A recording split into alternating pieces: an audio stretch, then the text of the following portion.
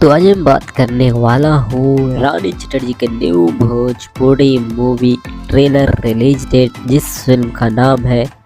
हम हैं जेठानी। इस फिल्म का जो है ट्रेलर रिलीज डेट निकल कर आ चुका है, लेकिन हम हैं जेठानी इस फिल्म जो है ट्रेलर रिलीज डेट जानने से पहले मेरे टेलीग्राम चैनल को ज़रूर से आप ज्वाइन कर लीजिएगा। कम से कम एक बार विजिट ज़रूर कीजिएगा और आपको अच्छा लगे तो ज्वाइन कीजिएगा,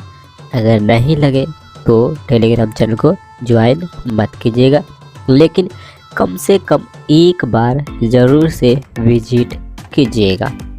बाकी चलिए मैं आप लोगों को बता दूं, हम हैं जेठानी भोजपुरी फिल्म जो है, इस फिल्म जो है ट्रेलर रिलीज डेट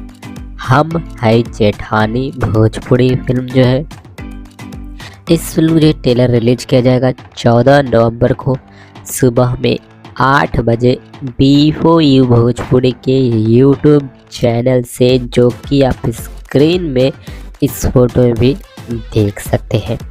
बाकी आप अभी तक इस वीडियो को लाइक नहीं किए हैं तो वीडियो को लाइक ज़रूर कर दें, और चैनल पर नए हैं और मेरे चैनल को अभी तक सब्सक्राइब नहीं किए हैं